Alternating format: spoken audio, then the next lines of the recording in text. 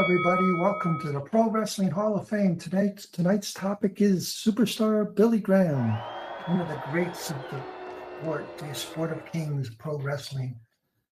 And he starts out, and let's go from the beginning. He starts out training under Stu Hart in Calgary, Alberta, Canada, like many of the greats did.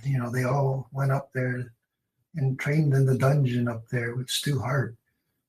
The superstar Billy Graham starts his career up there, and I'm not sure if he adopts the name Superstar Billy Graham at that time or even the name Billy Graham, but he goes to Los Angeles, and he was also, before wrestling, he was a preacher, evangelical preacher. So he adopted the name of the evangelist Billy Graham, the famous one, who traveled the world. And but the name also coincides with the idea of being a member of the Grahams, like Crazy Luke Graham, and of course Dr. Jerry Graham. So he was supposed to be part of this family, in the wrestling world.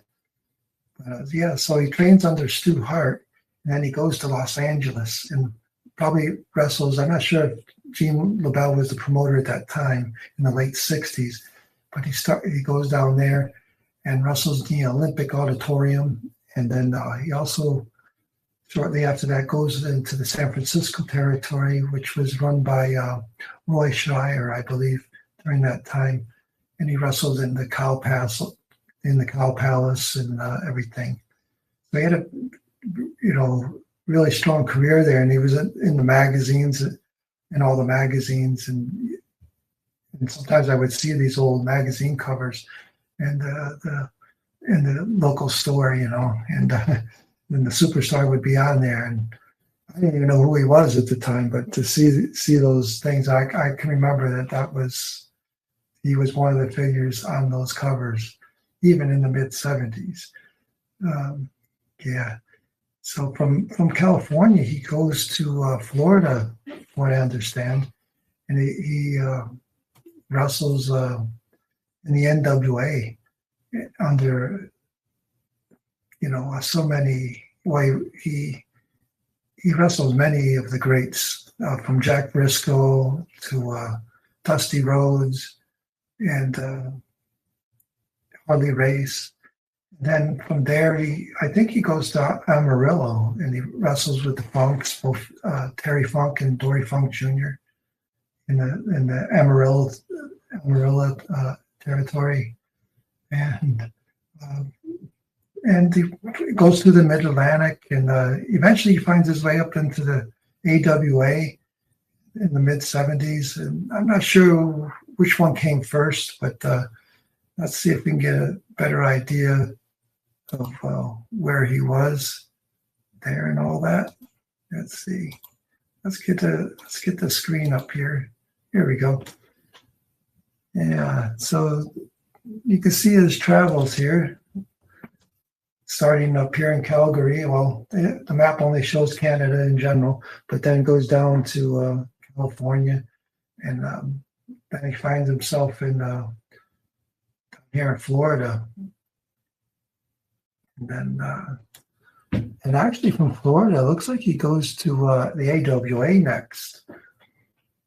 So there's some really good videos of him on YouTube showing him wrestling in the AWA, with teaming up with guys like Ivan Koloff and others. But there he would have wrestled Vern Gagne. He did wrestle Vern Gagne. So where are all the champions he wrestled? He wrestled Harley Race, the Funk Brothers, Dusty Rhodes, and Vern Gagne. And eventually gets called to New York. And under Vince McMahon Sr., he brings him in to go against the legend, Bruno Sammartino. Yeah. So he beats Sammartino in Baltimore, Maryland, in a controversial match where he has his foot draped across the rope. Yeah, and so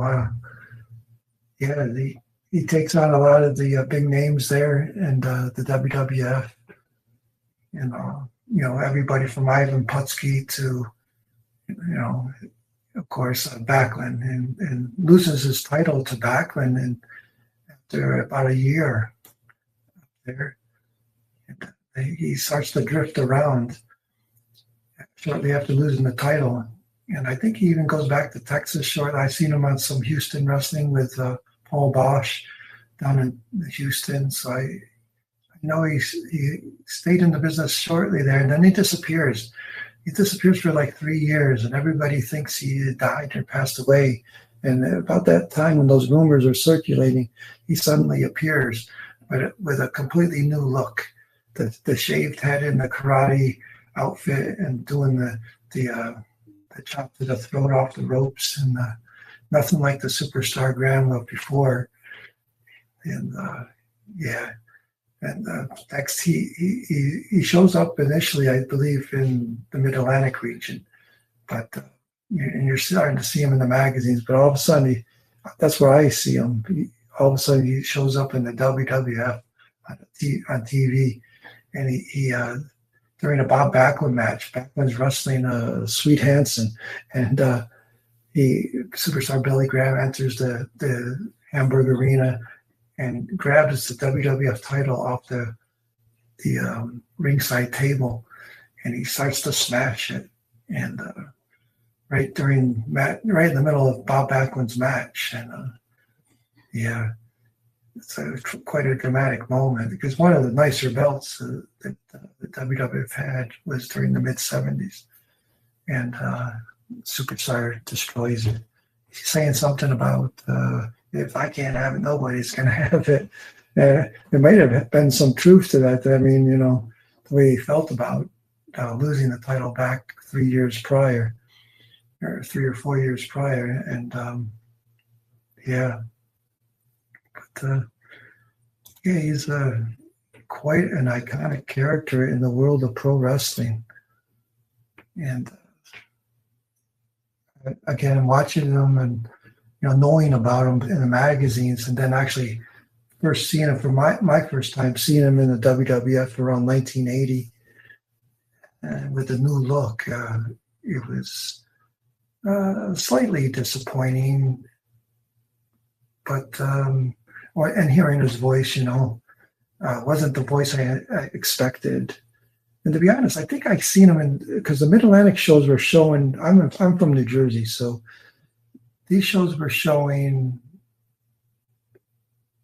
I first see him in the Civic Center in Philadelphia live, and I think this is. Oh no! This is after. Okay, yeah. So he wrestles Backlund first. He enters the WWF. I think he was in the Mid-Atlantic, but he comes into the WWF. He may have been in Florida. Oh wow, that's interesting. If anybody knows, leave comments in here.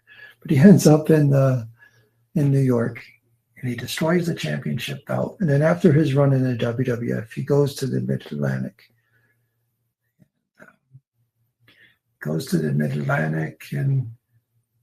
And that's where I see him live, because the Mid-Atlantic starts invading the North after Vince starts trying to take over things with WrestleMania and all.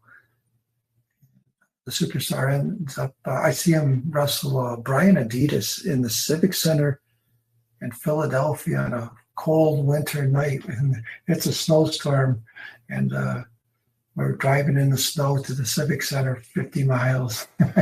But we finally get to see the Superstar Billy Graham live and in person with the karate gimmick and all. Yes, indeed. And that was a special night. After his he's in the Mid-Atlantic. I know he goes down to Florida, because we see this in the magazines too. He starts teaming up, joining that group with Kevin Sullivan down there, and that's a crazy thing. And you see Billy Graham doing some promos where he's in the desert out in Arizona, and he's tied down to this, I don't know, the cactus or something. He's being tortured in the sun, and I think he becomes a good guy down there in Florida. He takes on Kevin Sullivan and his strange army down there, as you may recall. Yeah, it was quite something else, I tell you. Well, after that, he kind of stays a good guy. He goes to the WWF again with the tie-dye and the tie-dye beard and stuff, and becomes a fan favorite. And then, of course, he has the injury there, and they do the surgery and all. It's kind of towards the end. That's kind of the end of his career. Yeah, and but what a legend! What a great, interesting character in the world of wrestling. And let me know in your comments. Please share, like, and subscribe if you enjoy this content.